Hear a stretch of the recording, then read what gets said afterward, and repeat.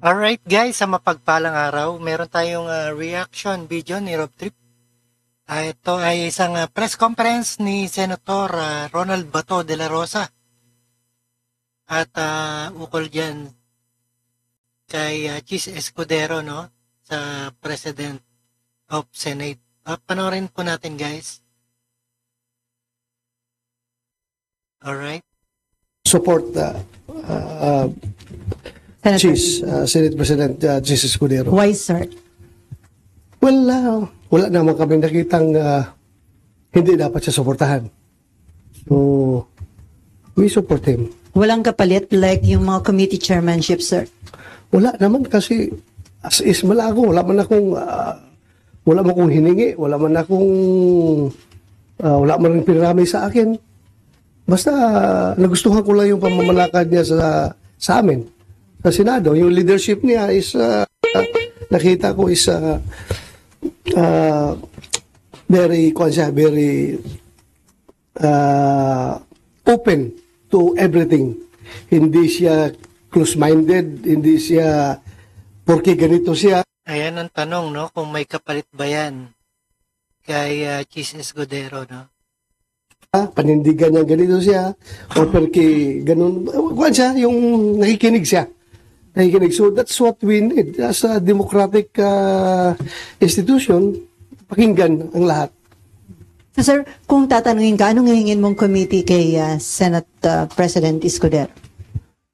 Wala na akong hinihingi kasi meron naman tayo equity of the incumbent kung ganun, di ba? Kung we will vote for him as the Senate President, tapos yaman incumbent senator, yung kung ano yung hawak ko, I suppose yun pa rin ang hawakan ko.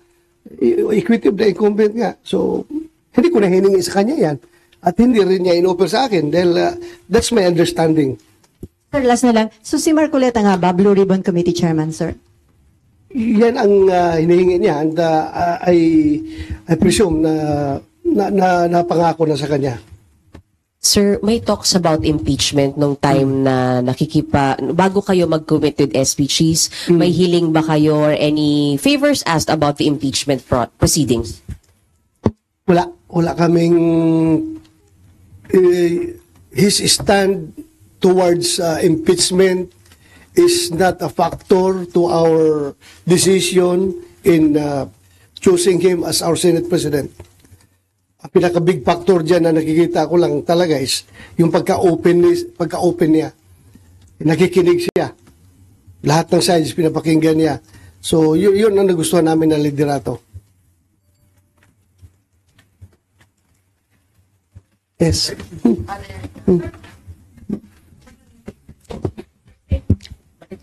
Sa impeachment, sir, di ba po, nag-move kayo para i-dismiss yung articles of impeachment noong June 10. Uulitin niyo po ba yan pag nag-reopen kayo? Yung hihingi na ho ba yan? Hihingin ba yan ng Duterte 7? Mag-usap pa kami. Titingnan namin. Baka sabihin nyo, insisting naman itong mga tao na ito, pabalik-balik. Hiningi na namin yan noon, di ba? Pero one thing I can assure you is that ako from my personal na paniniwala ko ito that since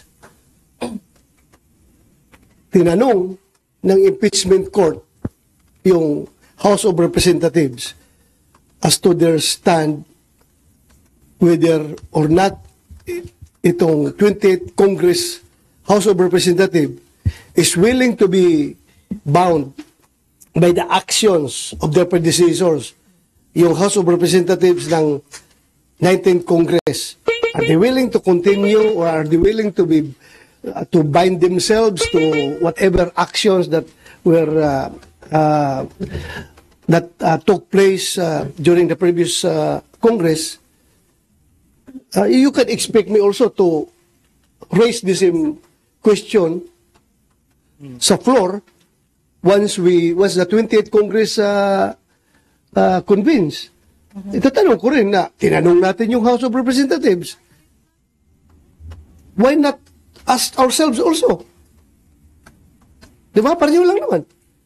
Pareho lang. So, tanongin rin natin, yung Senate of the 28th Congress, kung are they willing to be bound by the actions of the previous sa previous Senate of the 19th Congress. So, Senator, ibig sabihin, bago kayo mag-decide kung i-dismiss or hindi, paano po yung scenario, kailangan po bang magbotohan kung sa tingin ng Senado ay may jurisdiction kayo o wala dun sa impeachment? Yun. Dapat, it has to be established. It has to be established by the Senate, not by the impeachment court. By the Senate. So, paano We are talking about new composition ng Senado. So I am asking the Senate, not the impeachment court. Ha? Senate nga tinatanong ko kasi nga bago ang composition ng Senate compared doon sa previous Senate. So magiging iba na naman ang composition ng impeachment court. Di ba? Pero itatanong ko yan dito sa plenaryo namin as a Senate, not as an impeachment court. Di ba? So, yan na po ba yung sa inyong pito, sir? Sorry. Yan na po ba yung para ano ba? Yan ang i-raise ninyo? 7? Solid 7? I hope they are going to support me, but hindi pa namin napag-usapan yun. As I've said, personal ko lang yan na paniniwala na kailangan tanungin rin natin itong Senate of the 28th Congress. Kung magpapabind ba sila sa actions ng Senate of the 19th Congress. So, sorry, isa ho ba proof na talagang tatawid dito sa 20th Congress at kailangan yung mag-trial, yung pong pag-return ng articles of impeachment sa House kasi hiningan nyo po sila may order kayo sa kanila eh. Na-comply na yung isa, sir, yung certification na in compliance daw with the Constitution, yung pong articles, and then magko-comply din daw po dun sila sa pangalawang order.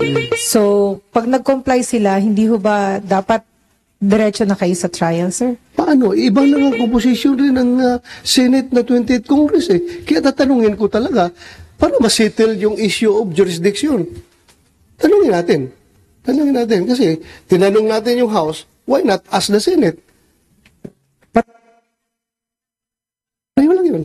Hindi nyo napag-usapan yan ni SP? Hindi namin napag-usapan yan. Ako, sa akin lang yan, personal ko lang yan na paningin. Sir, personally, mag-move po ba kayo na ulit na ipa-dismiss yung impeachment ni VP Sara? Hindi, siguro. Pinakaunang motion ko is to determine whether or not the Senate of the 28th Congress is willing to be bound by the actions of the previous Senate. Yun lang ang tanungin ko para masettle natin yung issue on jurisdiction. Dahil sinitil kung halimbawa makakuha yung House of Representatives ng kanilang positive action, no? Na talagang majority sila ay pumayag na yung tatawid yung jurisdiction sa 28th Congress. So gusto ko rin tanungin rin ang Senado. Kasi pareho lang naman yan. Nagtatanong tayo ng jurisdiction ng bagong Congress dahil nga iba na ang composition. Sir, may we get your comment din po. Sabi po ng CBCP, nababahala sila dun sa delay ng Senate regarding po sa impeachment. Sa pagka-delay. Nababahala sila? Bakit sila nababahala? Ano yung kinabahala nila? Kinabahala nila na na-delay. There's no cause for panic. There's no cause for panic. Sir, yung new composition ng Senate sa 20th Congress, natanong nyo na ba yung mga bagong members ko ano yung kanilang stand? Hindi ko pa natanong.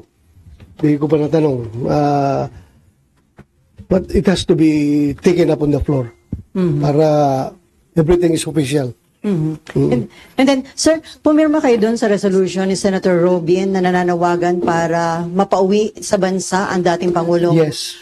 Oh. So, sa tingin nyo, may ano yung weight nun? Kung sakaling, sa tingin nyo ma-approve yung resolution na yun?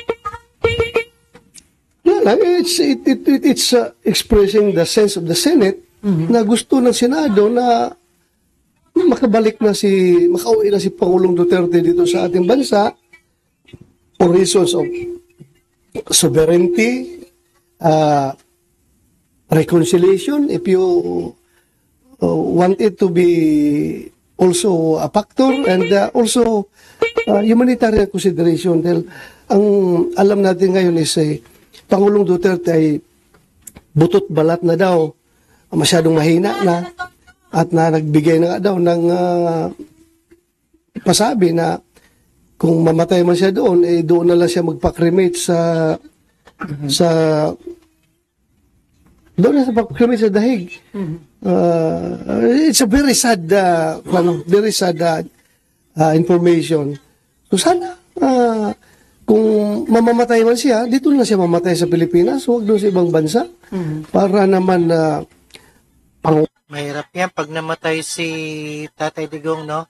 Magkakagulong buong Pilipinas at daming mga sumusuporta dyan kay Tatay Digong. dating Pangulo ng Pilipinas yun eh. So while pending yung case sa ICC, gusto niyo mapauwi siya? Yes.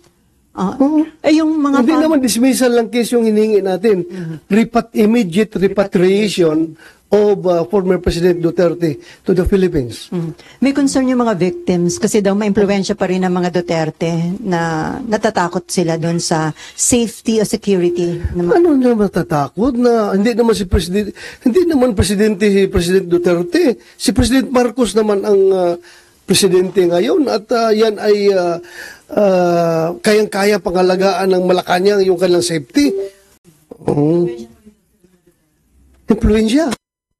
Sinong influensya ni hirap na ngayon tao, butot balat na nga kakatakutan pa nila. Hindi ba sila naawa sa tao na yun? Sir, sa information po ba ninyo, pardon my saying, is he dying? Kasi po, nagbigay ng will. Sa pagkakaalam niyo po ba, is he dying? Well, hanggang speculation lang tayo as to his present health status, pero yun nga, sabi naman ni Ma'am BP. ni Ma'am Elizabeth Zimmerman, di ba?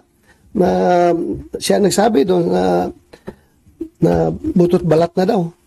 At payat. So, meaning, he's not in good health. And considering his age, very advanced na yun, 80 plus na siya eh. So, what do you expect? Sir, balikan ko lang yun sa Senate leadership. Kasi kahapon, sabi ni Senator J.V. Ejercito, mukhang kasama rin yung dalawang senators from the opposition bloc or from the other opposition bloc, which is yung sila Senator Aquino and Senator Pangilinan. Do you feel comfortable na kasama sila in the majority, considering yung differences ng ninyo ideologically sa kanila? I don't know. Anong magiging kuan yan? Anong magiging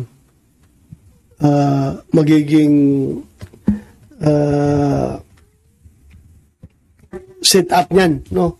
Hindi ko alam talaga. Hindi ko alam.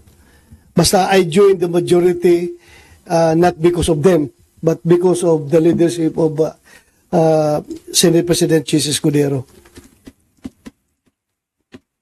Sir, going back dun sa sinabi nyo, you will question the jurisdiction of the 20th Congress sa ano. Sir, Alright guys, napakinggan at napanood po natin ang ating reaction video dito kay Senator Bato de la Rosa at sa kanyang conference ng Senate hearing dito kay VP Sara Duterte. At maraming salamat sa inyong panonood pakinig dito kay Rob Trip at sana makauwi na si Tatay Digong at butot balat na raw ayon sa kanyang asawa. Alright, and peace out.